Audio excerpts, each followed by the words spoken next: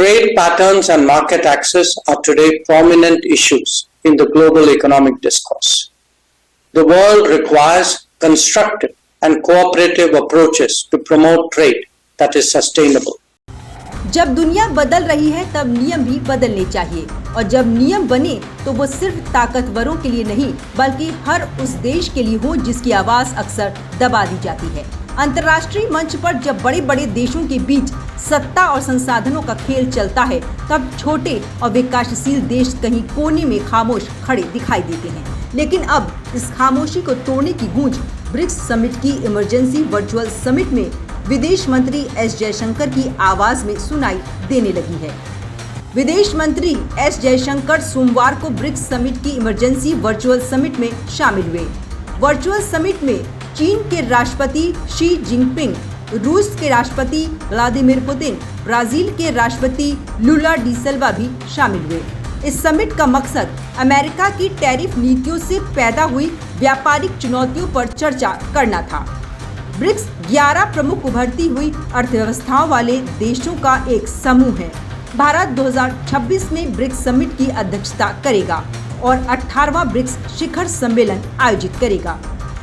Virtual BRICS शिखर सम्मेलन में जयशंकर ने जो संदेश दिया है वो केवल एक भाषण ही नहीं है बल्कि वैश्विक व्यवस्था को आईना दिखाने वाला संदेश भी माना जा रहा है। उन्होंने साफ कहा कि आर्थिक नीतियां तभी सार्थक होंगी जब वो निष्पक्ष और पारदर्शी होंगी और नीतियां तभी टिकेंगी जब उनका उद्देश्य सिर्फ अमीर देशों का विकास ही नहीं बल्कि हर राष्ट्र का विकास हो। The world today also seeks an urgent resolution of ongoing conflicts. The global south has experienced a deterioration in its food, energy and fertilizer security. Where shipping is targeted, not just trade but livelihoods also suffer. A selective protection cannot be a global answer. An early end to the hostilities and undertaking diplomacy to ensure a durable solution is the obvious pathway before us. The working of international organizations in the last few years has witnessed major shortfalls in many areas. On key issues, we have unfortunately seen that gridlocks have undermined the search for common ground. These experiences have only made the case for reformed multilateralism generally and that of the United Nations and its Security Council specifically more urgent. The BRICS have taken a positive view of this need for reform and we expect that it would collectively become a strong voice for much awaited change. विदेश मंत्री S Jaishankar की बातों में सिर्फ कूटनीति नहीं थी बल्कि चुनौती भी छिपी थी। चुनौती उस व्यवस्था के लिए जो दशकों से पश्चिमी देशों के इशारों पर चलती रही है। उन्होंने साफ संकेत दिया कि अब वो वक्त आ गया है जब वैश्विक व्यवस्था का संतुलन सभी के पक्ष में झुकना चाहिए, न कि कुछ चुनिंदा ताकतों के। अपने संदेश में एस जयशंकर ने भविष्य की चुनौतियों को देखते हुए जलवायु परिवर्तन पर भी जोर दिया। Even as the world grapples with policy changes, we must not lose sight of bigger concerns, especially climate change. Sadly, both climate action and climate justice are currently slipping in global priorities. We need new thinking and initiatives as well. I commend the International Solar Alliance, the Coalition for Disaster Resilient Infrastructure, and the Global Biofuels Alliance for your consideration. BRICS शिखर सम्मेलन में विदेश मंत्री S Jaishankar ने भारत के व्यापार घाटे का जिक्र भी किया, जिसमें उन्होंने कहा कि भारत का सबसे बड़ा व्यापार घाटा ब्रिक्स देशों के साथ ही है और इस असंतुलन को दूर करने के लिए भारत लगातार समयबद्ध समाधान की दिशा में काम भी कर रहा है।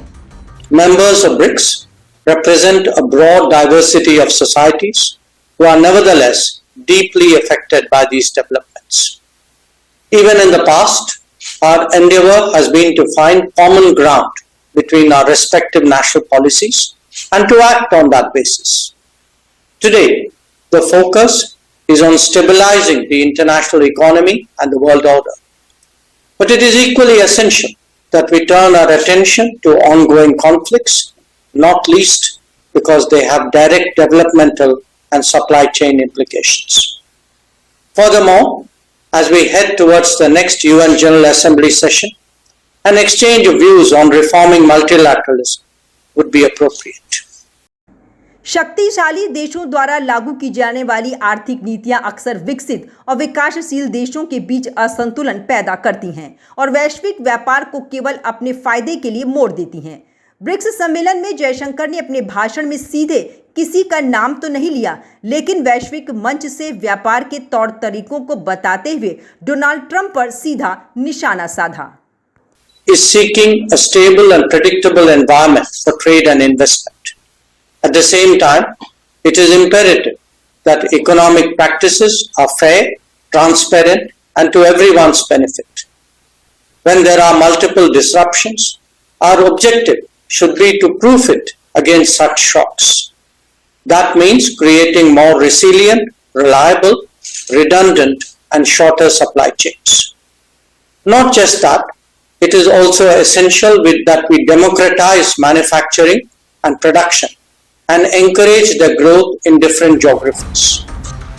विदेश मंत्री एस जयशंकर का ये बयान उन नीतियों की ओर साफ इशारा है जिन्हें अमेरिकी प्रशासन द्वारा लागू किया गया है और ये संदेश भी था कि वैश्विक आर्थिक निर्णय अब केवल ताकतवर देशों के इशारों पर नहीं चलेंगे, बल्कि सभी देशों की समान भागीदारी के साथ सुनिश्चित की जाएंगी।